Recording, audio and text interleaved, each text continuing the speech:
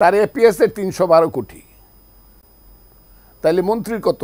ওই শেখ হাসিনা যখন বলছিল আমার ড্রাইভারেরই আছে ৪০০ কোটি, তখন তো আমরা দৌড়িয়ে নিয়েছিলাম যে শেখ হাসিনার আছে তাহলে ৪০০ লাখ কোটি।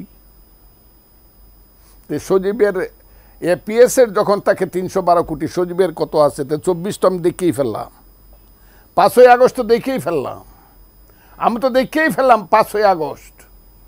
যারা ছেলেরা যারা ৫ই আগস্টের সময় বলছে সবাইকে জীবন দেও, তারা কেউ একজনের জীবন তো দেয়ই না, একজনের গায়ে একটা গুলিও লাগে নাই, একজনের গায়ে একটা আচরও লাগে নাই। তারা সব ছিল সমন্বয়ক। তারা কে কী করতেছে তো দেখতেছি। আপনি আমার সঙ্গে এখন চলেন, রাত্র ১১টার থেকে রমনা পার্কের পাশ দিয়ে যে রাস্তাগুলো আছে সেই রাস্তাগুলোতে শুধু পাইবেন পেপারের কাগজ বিছায়া, ওই যে পত্রিকার কাগজ বিছিয়ে শত শত মানুষ মন্ত্রীপাড়ার সামনে দিয়ে ঘুমায় থাকে। সেই দেশে আমার ৫ই আগস্টের একটা সন্তান, যার কোনো চাকরি নাই, যার কোনো ইনকাম নাই, সে ৪ কোটি টাকা দামের গাড়ি চালায়।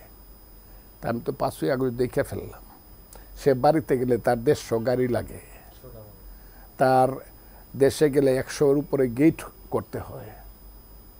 তার শুনি এখন ওই যে বইয়ের ছাপার টাকা থেকে তাদের একজন শুধু, তার নাম বোধহয় তানবীর, দেখতে মনে হয় আল্লাহ রসুলের একজন প্রেরিত পুরুষ, তার নাম তানবীর, সে ৪০০ কোটি টাকা মারে দিছে।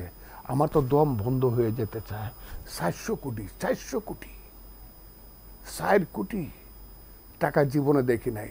৪০ লক্ষ টাকা একসাথে আমি যে দেখি, আমি দেখা থাকি ৪০ লক্ষ টাকা একসাথে আমরা, আমার সন্তানরা সহ যাতে আমার সবার মৃত্যু হয়, যদি আমি ৪০ লক্ষ টাকা একসাথে দেখা থাকি। আমি মুক্তিযোদ্ধা হিসাবে বলতে তোর ৪০০ কোটি টাকা। আমি একটা যুদ্ধে, কালনি কুশিয়ারার যুদ্ধে ১৭০ জন পাক বাহিনী ধরছি। আমি ফজলুর রহমান বলছি তো, আমি কমান্ডার হিসাবে যুদ্ধ করছি। ১৭০ জন পাক বাহিনী ধরছি। ৯ই ডিসেম্বর ১৯৭১ সন ২২,০০০ মন চাউল গম পাইছি, ৩টা স্টিমারের মধ্যে ১২০০ রাইফেল পাইছি। সুনামগঞ্জের যত লুট করে যত টাকা পয়সা আনছিল সব আমার হাতে ধরা পড়ছে। পরের দিন আইসা শিলং থেকে আইসা, গুয়াহাটির থেকে আইসা ইন্ডিয়ান বিমান বাহিনী সেই স্টিমারগুলো আমি যখন দৌড়ছি ডুবাইয়ে দিছে, বোমবাড়িগুলো সবাই জানে। হাজার হাজার মানুষ এখনো জীবিত আছে, সেই কিচ্ছা আছে, আমার রূপ কাহিনী আছে। সেই চাউল আমার বাড়িতে যখন আমার নদীর ঘাটে ৫,০০০ মন চাউল ডুবাইয়ে তোলা হয়েছে, তখন আমার ঘরে ১ সের চাউল নাই। আমার বাবা বলছে কিরে ফুত, আমারে পুত ডাকতো, চাউল তো নাই ঘরে। আমি বলছি বাবা চাউল বাকি কি নাই না বাজার থেকে খাও।